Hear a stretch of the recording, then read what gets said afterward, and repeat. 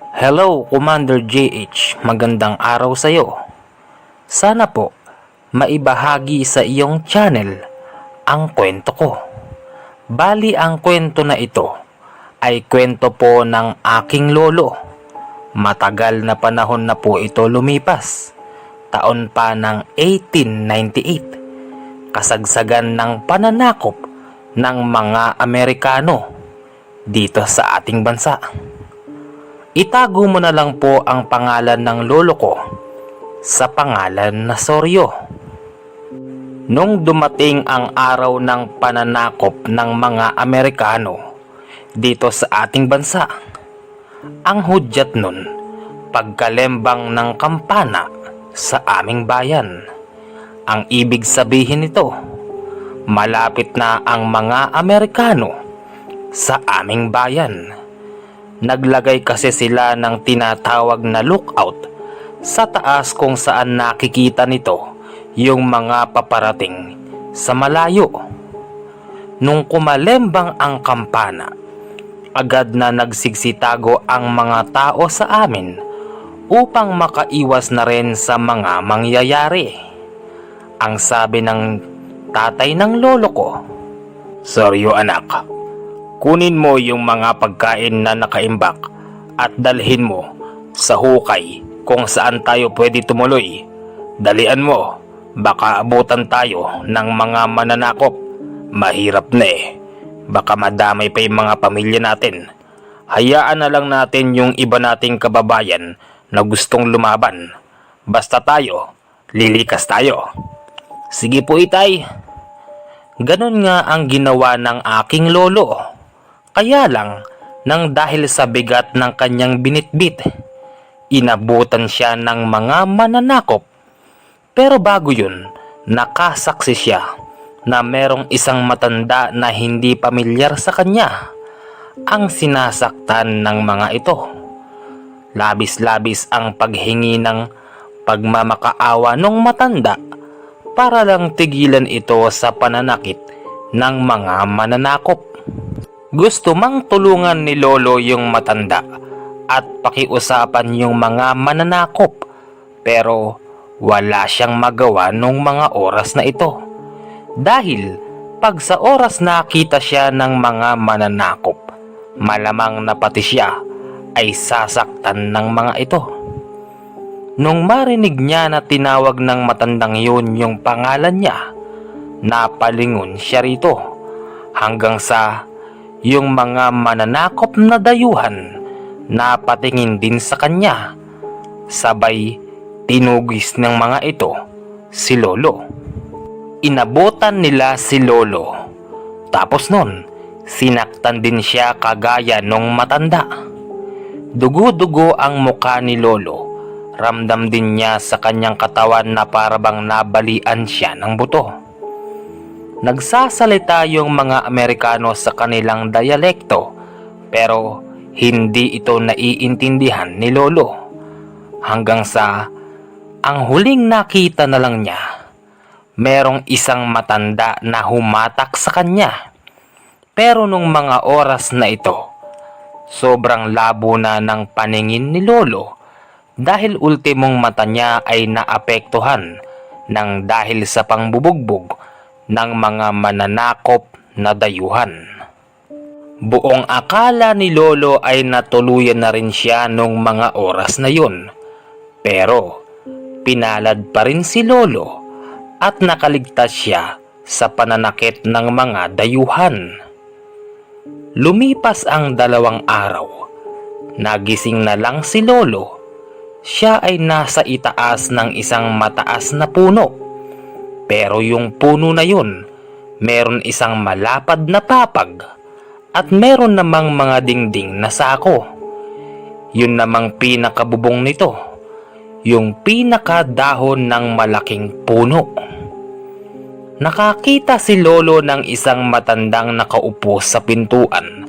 Nakaharap ito sa araw habang papasikat ang araw. Ang sabi dito ni lolo, "Asan ako? Sino po kayo? Pwede po ba kayong humarap dito nang makilala ko po kayo? Pagharap ng matandang yun, nagulat si Lolo dahil ang inakala niya isang matandang babae yung nakatalikod sa kanya. Kasi yung buhok daw nito mahaba, halos abot na hanggang bewang.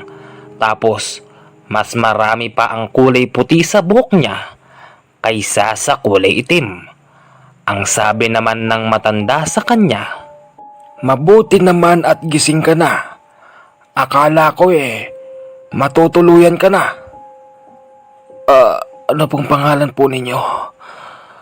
Maraming salamat po sa pagliligtas niyo po sa akin. Huwag ka munang masyadong gumalaw, to. Akong bahala sa'yo.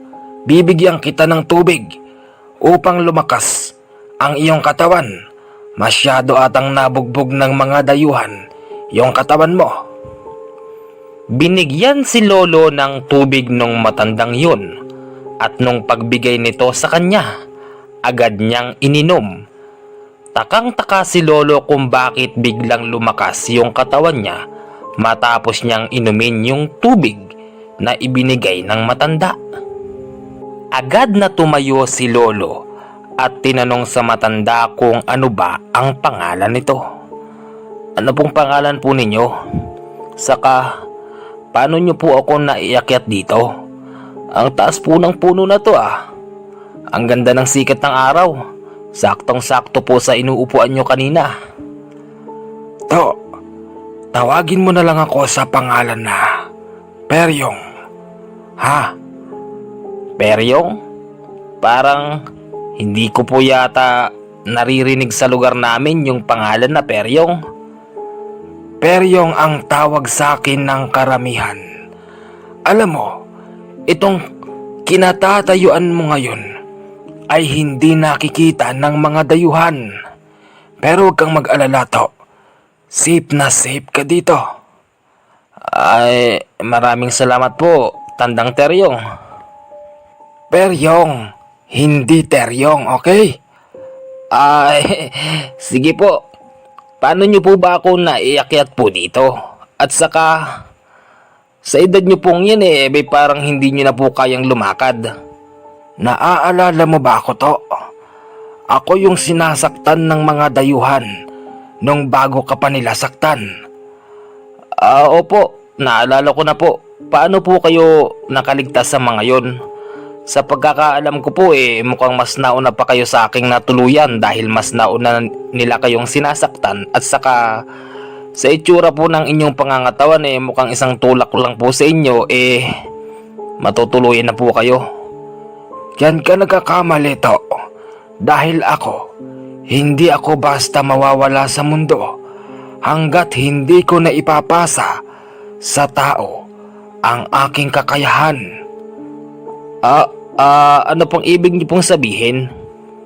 To, halika lumapit ka sa akin. Ikaw ang taong matagal ko nang hinahanap. Paglapit ni Lolo dito, meron itong ibinigay sa kanya na isang bato. Ano po ito? Tandang Peryong? Yan ang tinatawag na mutya ng lupa. Kung gusto mong makatulong sa ating mga kababayan, pwede mong gamitin yan upang maipagtanggol ang mga makikita mo na mga sinasaktan ng mga dayuhan. Ano pong gagawin ko po rito? Akin na muna yan, saka ka pumikit. Ganon nga ang ginawa ni Lolo. Naramdaman na lang niya sa kanyang bandang dibdib na parabang nasugatan ito. 2 segundo lang naman yun tapos nawala na yung sakit. O siya, dumilat ka na, to. Pagdilat ni Lolo, nakita niyang sira na yung damit niya sa dibdib. Hinahanap naman ni Lolo kung nasaan na ba yung bato na sinasabi ng matanda kanina. Asa na po yung bato? Saka, para saan po ba yun? Wala na yung bato, to. Nariyan na sa loob ng iyong katawan. Yan ay magagamit mo upang proteksyon sa mga mananakop. Pwede mo yang gamitin kung sakaling ikaw ay nasa bingit na ng kamatayan. Tandang Peryong, hindi ko po kayo naiintindihan eh. Paano ko po ito pagaganahin? Siya nga pala, muntik ko pang makalimutan. Ito, kunin mo. May mga nakasulat dyan kung para saan ba yun. May ibinigay yung matanda na ito kay Lolo. Nakasulat yun sa isang kulay pulang tela. Meron naman daw nakalagay doon na Tagalog, pero sa ibaba ng Tagalog, merong mga salita na hindi niya naiintindihan. Ganun pa man, madaling na-pick up ni Lolo yung ibig sabihin ng matanda. Naitanong din ni Lolo kung bakit kailangan niya pang hayaan na saktan siya ng mga dayuhan. Tandang Peryong, bakit niyo po kailangan na hayaan na saktan kayo ng mga dayuhan? Alam mo to, ang katotohanan niyan ay hindi ako nasasaktan. Gusto ko lang makakita ng isang taong busilak ang puso na handang tumulong sa akin. At ikaw ang napusuan ko to. Napakaswerte mo. Saka, ang nakikita ko sa aura mo ay kayang-kaya mo ang ipinamana ko sa iyo na mutya ng lupa. Sige po. Pagsapit ng gabi, inaya na si Lolo matulog ng matandang si Peryong. Agad nakatulog si Lolo at nagising siya bandang 9:00 ng gabi. Nagulat si Lolo dahil wala dito yung matandang Peryong. Matandang Peryong, asan po kayo? Bakit niyo po ako iniwanan? Tandang Peryong. Ninais bumaba ni Lolo sa puno, kaya lang hindi siya basta-basta makababa dahil walang hagdan pababa. Ginawa ni Lolo, humawak siya sa mga sanga, kaya lang yung unang nahawakan ni Lolo ay tuyo pala. Agad nahulog si Lolo sa lupa at nung pagbagsak niya ay takang-taka siya kung bakit parang sobrang lambot ng lupa na kanyang kinabagsakan. Pero nung hawakan niya ito, isa itong buhanginan. Pero ang pinagtataka pa ni Lolo, bakit hindi man lang siya nasaktan? Kasi kung tutuusin, sa taas ng pinanggalingan ni Lolo, masakit sigurado ang dadanasin niya dahil hindi biro yung taas na kanyang pinanggalingan. Kahit nga sabihin pang tubig yung kinabagsakan ni Lolo, makakaramdam pa rin siya sigurado ng sakit sa katawan. Pero hindi ganon ang nangyari. Naisip ni Lolo na mukhang mahiwaga yung mutya ng lupa na nakabaon sa kanyang katawan. Nagsimulang naglakad si Lolo. Hinanap niya kung saan ba matatagpuan yung matanda. Pero lumipas lang ang buong magdamag, hindi niya nakita kung nasaan yung matanda.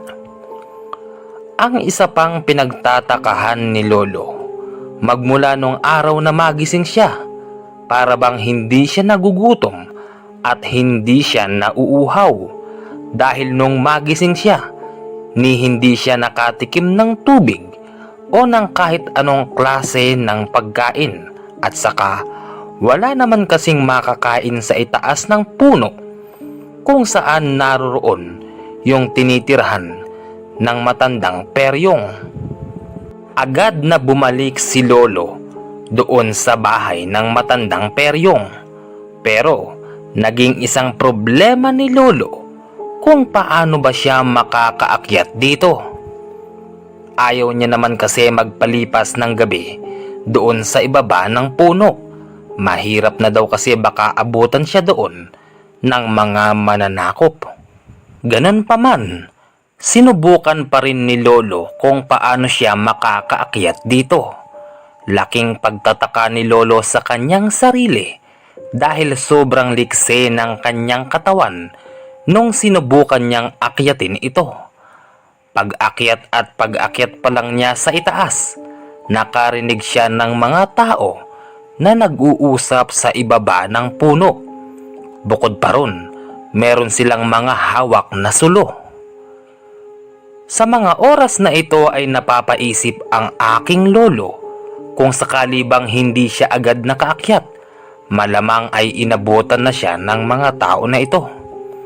Alam kasi ni lolo na hindi mga Pilipino yung mga taong nasa ibaba dahil ang mga salita nila hindi salitang Tagalog. Lumipas pa ang isang araw, naroroon lang si lolo sa itaas ng puno. Naiisip niya na noon yung kanyang mga magulang kung ano ba ang lagay ng mga ito, kung sila ba ay buhay pa o kung sila ba ay kumakain pa. Hindi kasi nagawang hatiran ni lolo ng pagkain ang mga magulang at kapatid niya dahil nga naharang siya ng mga dayuhan. Nung makaramdam ng gutom si lolo, dito na siya uli bumaba. Pero sa pagkakataon ng pagbaba niya, hindi na siya nahulog. Naglakad-lakad si lolo upang makakita ng prutas. Pero ang hindi inaasahan ni lolo, nakakita siya ng isang grupo ng mga kalalakihan at nakatambay ito sa ilalim ng puno ng langka. Ang wika ni lolo sa kanila, mga kababayan, kamusta na kayo? Buti hindi kayo nakikita ng mga dayuhan, baka saktan kayo ng mga yon. Sumagot naman yung isa. Kahit makita nila kami, ayos lang. Yun nga ang gusto namin yung magkita-kita kami at sisiguraduhin namin na magiging tanghalian na namin sila. Hindi ba mga kasama? Oo, yun ang gusto namin. Yun ang gusto namin, sagot ng mga kasama nun. Medyo nagiging weirdo ang mga ito sa paningin ni lolo dahil habang sinasabi nila yun, kitang-kita ni lolo na tumutulo ang laway ng mga ito. Ang sabi pa nung isa, sa aking palagay mga kasama, itong taong ito pwede na nating gawing pananghalian. Oo, pwede na yan. Wala hindi tayo pinapalad na makakita ng mga dayuhan. Pwede na yan. Unti-unting lumapit kay lolo ang mga kalalakihan na ito. Iniikot-ikutan siya ng mga ito habang nakalabas ang dila at naglalaway. Ang sabi naman sa kanila ni lolo, anong nangyayari sa inyo mga kabayan? Hindi naman ako kalaban Bakit kailangan nyo akong ganyanin? Hindi ka nga kalaban, pero gusto ka namin kainin. Ha? Anong ibig nyo sabihin? Huwag naman ganyan mga kababayan. Sa panahon na ito, hindi pa naman masyadong tagutom. Huwag nyo sabihin kapwa nyo tao, kakainin ninyo. Ganun na nga. Bakit? Hindi mo ba nahahalata kung anong klaseng mga tao kami? Magaling. Yan ang gusto namin. Masarap kumain ng inosente. Sa mga oras na ito ay doon napagtanto ni lolo na ang mga ito ay hindi basta tao dahil sila yung mga tao na kumakain ng kapwa nila tao. Ang wika tuloy ni lolo sa kanila, kung yan ang gusto nyo, sige, kainin nyo na ako. Pero sisiguraduhin ko sa inyo na hindi lang kayo ang may kakayahan.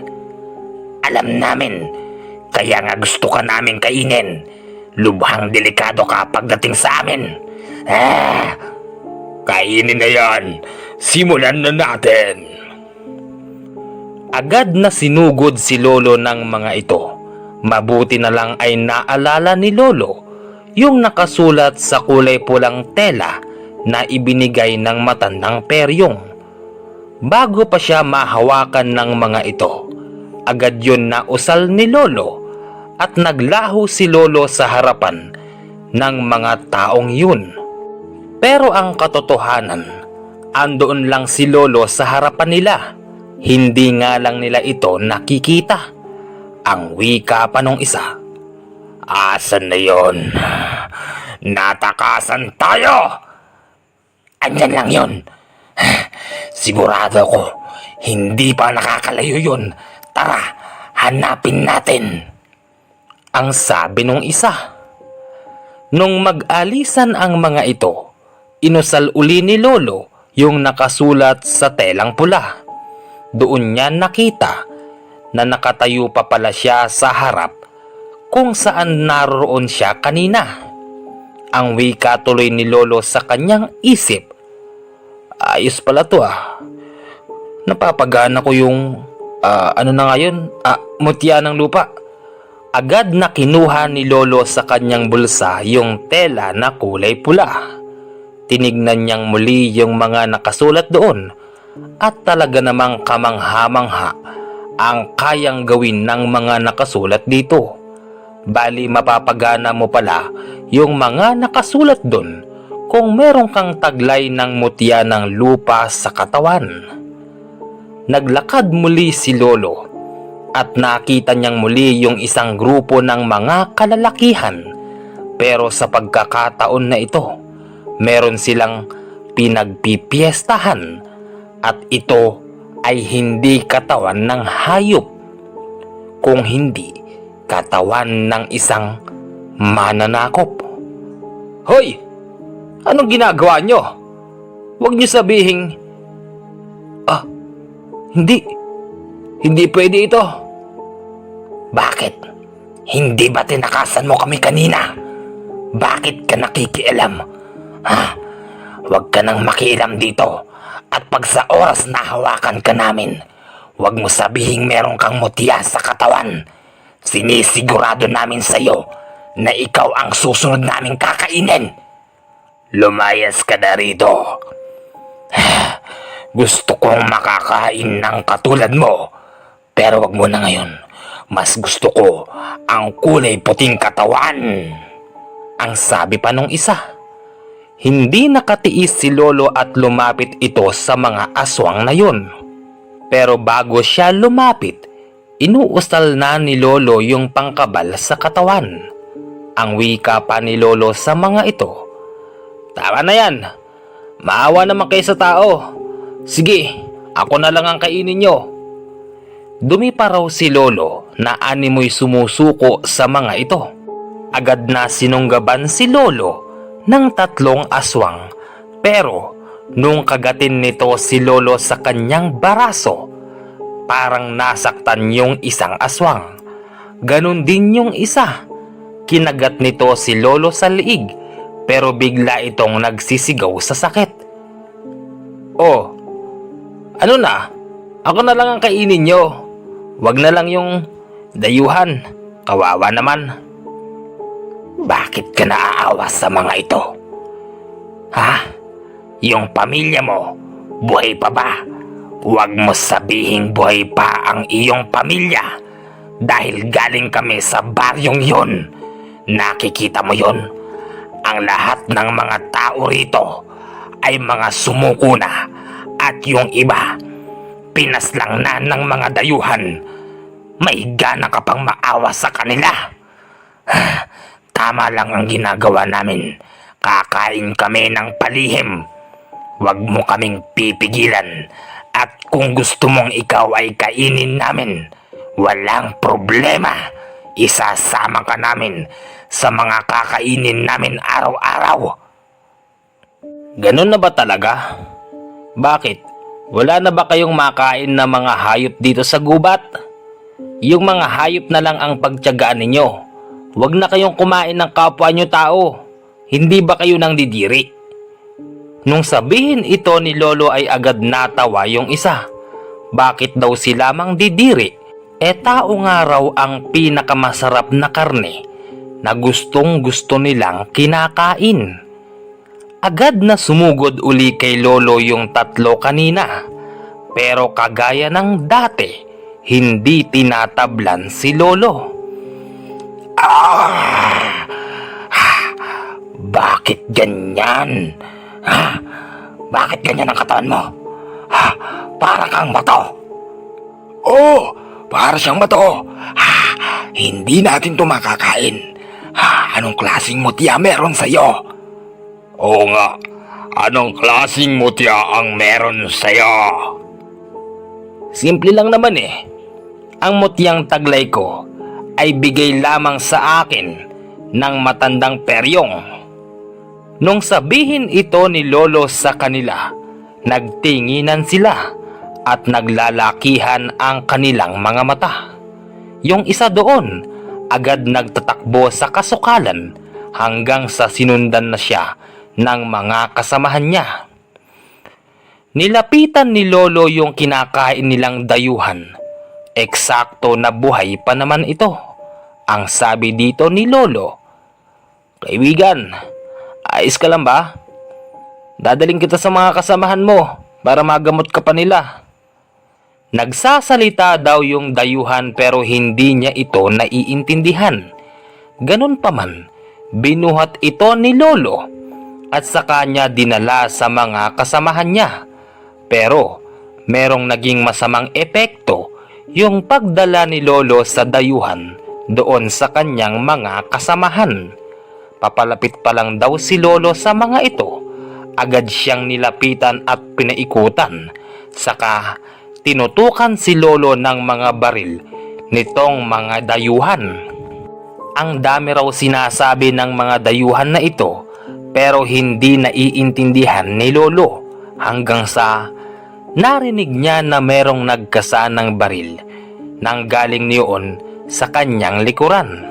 Pinagbabaril si Lolo ng mga ito pero naubos lang daw ang bala nila.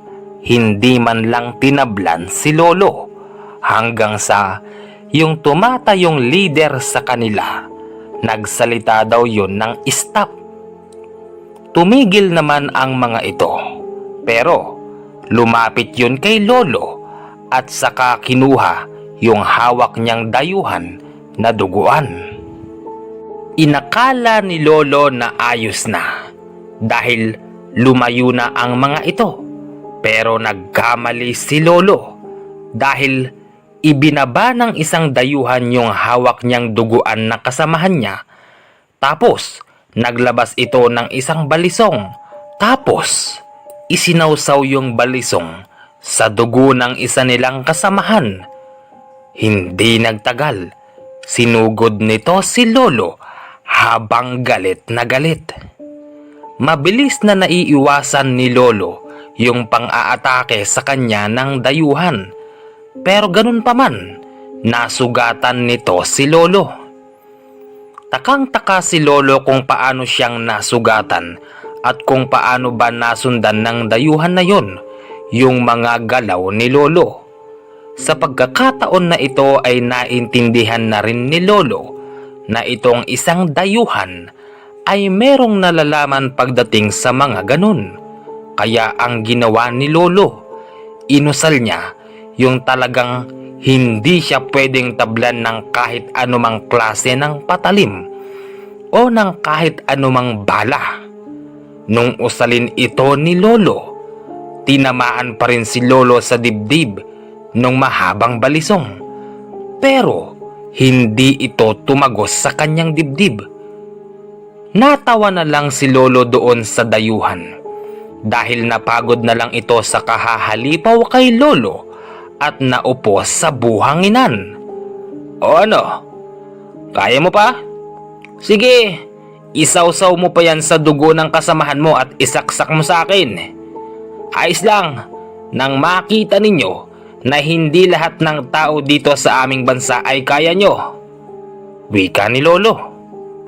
Labis ang pagtataka ng mga dayuhang mananakop kung bakit hindi tinatablan si Lolo ng bala. Ang sabi pa nga nung isa, na isali na lang natin sa wikang Tagalog. Mukhang may sa demonyo daw ata ito dahil hindi tinatablan ng bala. Nang dahil dun, umalis na lang sila at iniwanan si Lolo. Sinubukan naman ni Lolo hanapin ang kanyang pamilya. Pinuntahan niya ito doon sa sinasabing hukay. Kaya lang, kahit sabihin pang sila ay nasa safe na lugar, natagpuan din sila doon ng mga mananakop at wala ng buhay ang kanyang mga pamilya. Labis ang naging iyak ni Lolo nung mga oras na ito. Sising-sisi siya kung bakit hindi niya agad napuntahan ang kanyang mga magulang para man lang daw sa huling pagkakataon nakapagpaalam man lang daw sana ang kanyang mga magulang at kapatid kay Lolo. Gumawa ng hukay si Lolo upang mailibing ng maayos ang mga katawan ng kanyang mahal sa buhay. Pagsapit ng gabi, pinagmamasdan ni Lolo yung mga sira-sirang bahay at yung mga bangkay na mga nasawi. Sa hindi kalayuan, nakakita si Lolo ng 3 tao. Gabi yun pero nang dahil sa merong buwan, napapansin ni Lolo na parabang kakaiba ang ginagawa ng mga taong yun. Nilapitan ito ni Lolo. At nung makita ni Lolo yung mga pinaggagawa ng mga ito, naduwal siya. Dahil yung mga bangkay na nakahandusay doon, kinakain ng mga taong nandoon. Hoy! Anong ginagawa nyo? Patay na nga yung mga tao Kinakain nyo pa. Pagtingin kay Lolo nung kumakain ng tao, nakita niya na ito yung grupo na nagtangkang kumain sa kanya. Ang wika naman nun, "Ikaw na naman. Nakakainis. Hanggang kailan mo ba kami susundan, Hindi ko kayo sinusundan. Taga rito ako Lahat ng mga tao rito kilala ko. Saka, hindi man lang kayo naawa. Kababayan nyo yan. Namatay sila dito nang dahil sa mga mananakop. Nagwaan nyo pang kainin? Lumayas nga kayong lahat dyan?" Ang sabi ni Lolo. Pero nagalit ang mga ito. Sa pagkakataon na yon ay muli nilang sinugod si Lolo at pinagtulong-tulungan. Ganun pa man, hindi pumayag si Lolo na makain ng mga ito. Kaya si Lolo gumawa na rin ng hakbang kung paano niya ba tatalunin ang mga ito. Sabay-sabay inusal ni Lolo yung nakasulat sa kulay pulang tela. Agad naman itong umepekto, kaya yung mga aswang kawawa ang inabot kay Lolo hanggang sa wala silang nagawa at wala silang naitangay na mga patay na bangkay. Nang makalayo ang mga ito, nakarinig si Lolo ng sunod-sunod na putok.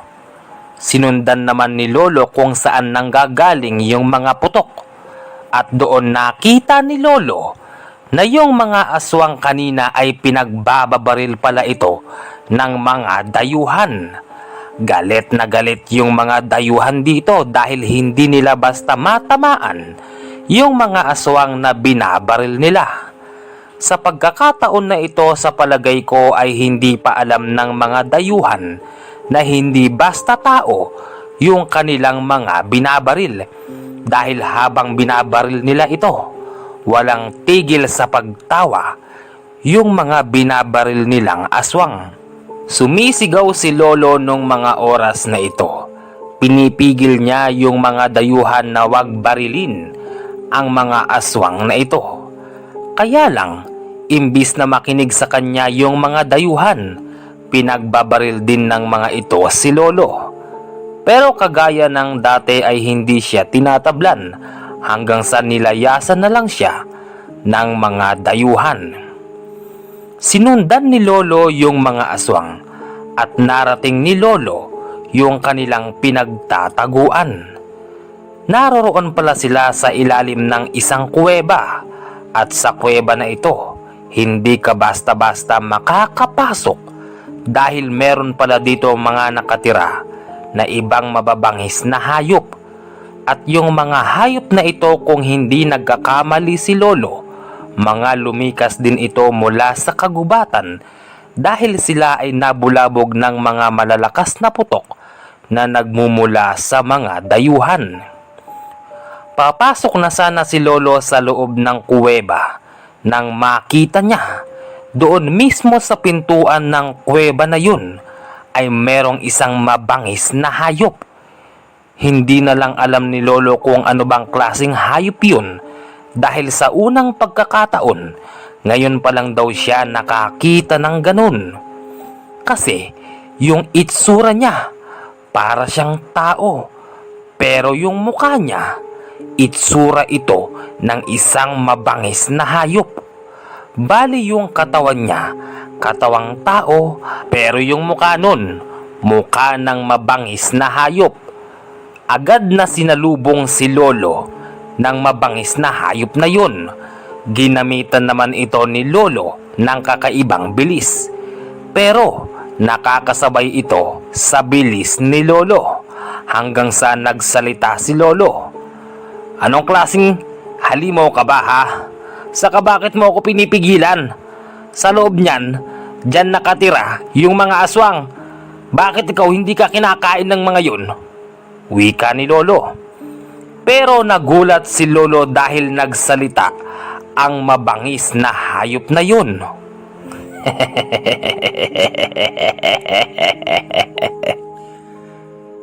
Huwag ka nang magtaka dahil kalahi ko sila. Bago mo sila marating sa loob, ako muna ang unang dadaanan mo. Ngayon, pag hindi mo ako natalo, ikaw ang kakainin ko. Ganon. Ang ibig sabihin, aswang ka rin pala. O siya, hindi na ako maaawa sa'yo. Tapusin na natin to. Mabilis na sinugod si Lolo ng aswang na yun at naglabas din si Lolo ng itak. Nung makita ng aswang yung hawak ni Lolo, napahinto ito at nagwika yun ng, akala ko ba hindi ka gumagamit ng ganyan?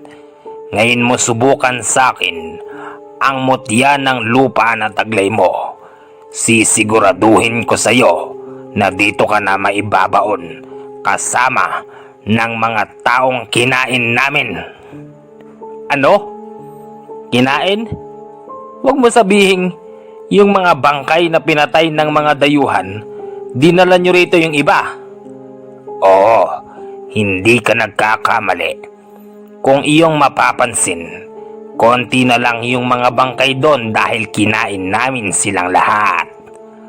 Wala pala kayong awa eh. Grabe naman kayo. Akala nyo hindi kayo mga Pilipino ah. Dapat nga kayo ang nagtatanggol sa bayan ng palihim eh.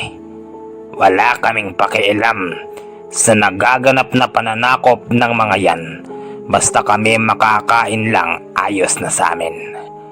Kung ganon, wala ka palang silbi nang dahil dyan tatapusin na rin kita.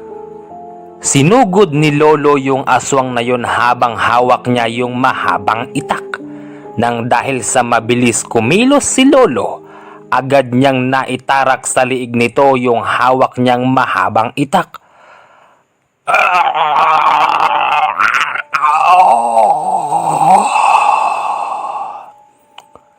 Yun na lang yung huling narinig ni Lolo doon sa aswang na yun. Dire-diretso nang pumasok si Lolo sa loob ng kanilang kuweba. Pero bago niya ito marating, meron na namang matinding pagsubok. Dahil narating ni Lolo yung gitna nun at may nakaharang na malaking bato. Nag-iisip si Lolo kung saan ba dumaan yung mga aswang. Tinitignan niya rin yung magkabilang gilid ng kuweba na ito.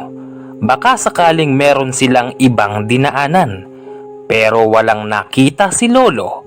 Nang dahil doon, iniisip niya kung paano niya madadaanan yung malaking bato na sagad hanggang itaas ng kuweba na yun. Saan ba dumaan yung mga yun? Saka, ibang klaseng lugar to. Anong gagawin ko? Paano ko makikita yung mga yun?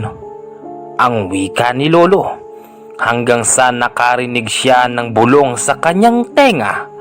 Ang sabi, To, gamitin mo ang mutya ng lupa.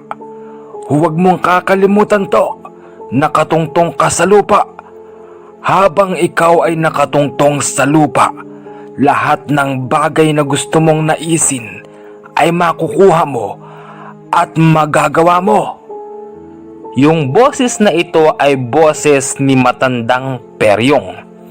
Nung marinig ito ni Lolo, ang ginawa niya, agad siyang tumakbo ng mabilis.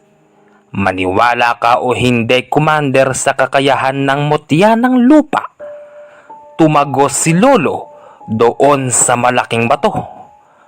Pagtagos ni Lolo, gulat na gulat yung mga aswang na andoon lang pala sa likod ng malaking bato. Ang wika pa ng isa kay Lolo, "Paano ka nakapasok dito? Paano ka nakatagos? Anong klase?" Hindi na ituloy ng aswang na yun yung sinasabi niya, dahil nakita niya na yung itak ni Lolo ay hinugot niya sa kanyang takyaran. Ang wika pa ni Lolo sa kanila, "Hindi niyo ako matatakasan.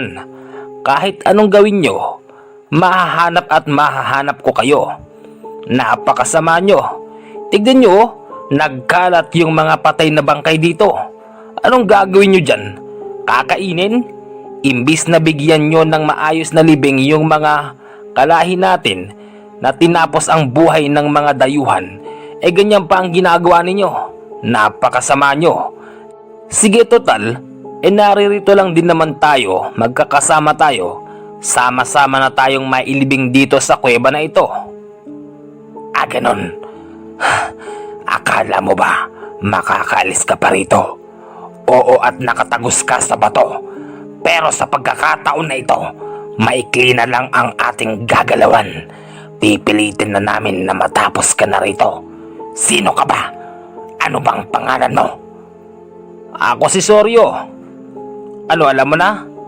Ako lang naman ang simpleng tao na kayang tumapos ng mga katulad nyo. O siya, sige. Masyado nang humahaba yung usapan natin eh.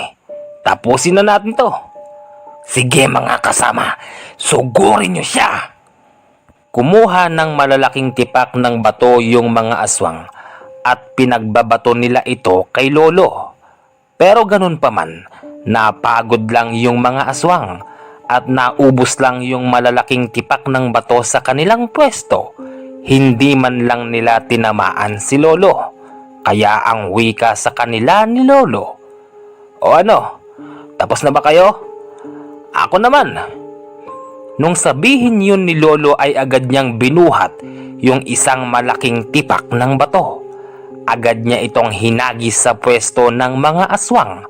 At nung tamaan ang mga ito, kitang-kita ni Lolo na tumitilapon ang mga dugo nito.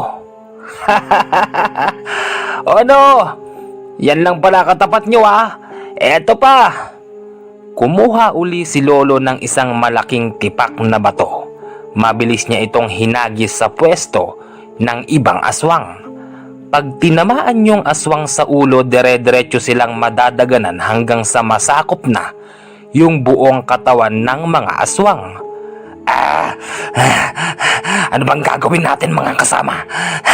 Hindi pwede ito. Talagang hindi po pwede dahil hindi na kayo makakaalis dito. Masyado kasi kayong kampante sa sarili nyo. Akala ninyo walang taong tatapat sa inyo? Maraming salamat kay Tandang Peryong dahil binigyan niya ako ng ganito kalakas na kakayanan. Paano mo nakilala si Peryong? Oo nga, paano mo nakilala ang ermitanyong kalaban namin? Kalaban nyo pala si Mang Teryong. At ngayon ko lang din nalaman ermitanyo pala siya. Kaya pala napakalakas ng kakayahan niya. Hindi na ako nagugulat. Kaya pala nung marinig nyo yung pangalan ni Tandang Peryong, para kayong mga daga na nagtakbuhan. O bakit? Huwag mo sabing hindi. Habang sinasabi ni Lolo yun, gumagawa na pala ng paraan ang mga ito dahil umuusal sila ng sabulag upang maloko nila si Lolo. At ganun nga ang nangyari nang dahil sa gumana yung sabulag nila, inakala pa ni Lolo na mga aswang pa yung mga nasa harapan niya. Hindi nagtagal, nakita na lang ni Lolo na puro bato na lang yung nasa harap niya at wala na yung mga aswang. Teka, asan yung mga yun? Natakasan ako ah. Ang lupit naman ang ginawa nila, sobrang bilis ah. Agad na lumabas si Lolo sa kuweba at nung paglabas niya, medyo lumiliwanag na. Naglakad si Lolo papunta doon sa dating bahay ng ermitanyong si Tandang Peryong. Pagdating niya doon, gulat na gulat si Lolo dahil yung isang mananakop na dayuhan ay naroroon sa taas nun. At yung mananakop na yun, ito yung may sugat na pinagpepiestahan ng mga aswang. Ano pong ginagawa niyo po rito? Saka, paano po kayong nakaakyat dito? Ang wika ni Lolo. Nagsalita uli yon sa wikang Ingles. Nang dahil doon, hindi na naman sila nagkaintindihan.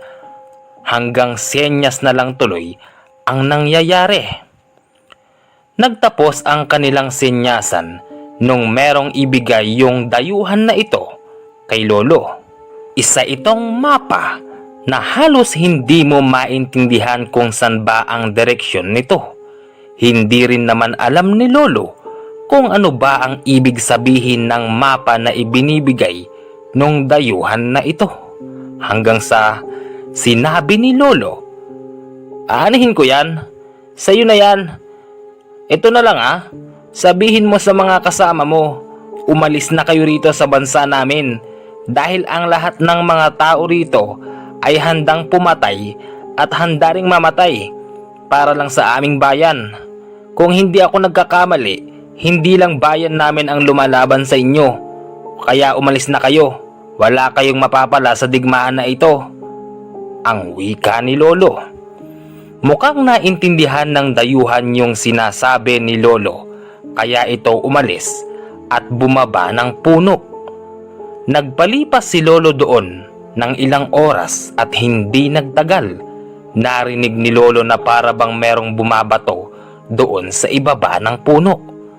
Pagtingin ni Lolo, pinapalakol na pala ng mga dayuhan yung malaking puno na kinatatayuan ng bahay ng ermitanyo na si Matandang Peryong. Sumisigaw yung mga tao sa ibaba at binabaril nito si Lolo, pero hindi naman tinatablan si Lolo ng kanilang mga baril. Bali ang naging plano nila, puputulin nila yung puno. Pag bumagsak doon si Lolo, iniisip nila na baka madaganan si Lolo upang dito na ito bawian ng buhay. Hanggang sa naputol nga ng mga dayuhan na yon yung puno, pero nagkamali sila ng inakala dahil hindi man lang nabagsakan si Lolo ng punong yun. Pero nung pagbaba ni Lolo, agad na humarap sa kanya yung mga dayuhan at lumuhod itong mga ito na akalain mo bang gagawin nila yung mga bagay na yun.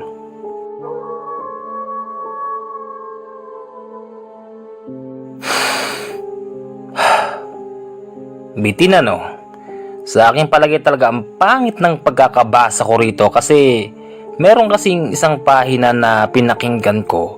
Yung naririnig kasi yung yung paghinga ko, yung para ba akong hinihingal. Paki-comment nga po kung pangit, kung hindi babagay para sa part 2 or kung merong part 2 ito kasi ito lang ang sinend po sa atin eh. Para baguhin ko po yung yung pagnanarrate ko. Para kung hingal na hingal, bakit kaya ganun? Yun lang po, maraming salamat. Kita-kits po tayo kung sakaling meron itong part 2. Ang susunod na kwento po natin yung kay Lolo Embong. Yun lang po at maraming salamat po. Ingat po kayo araw-araw. Goodbye! Hello!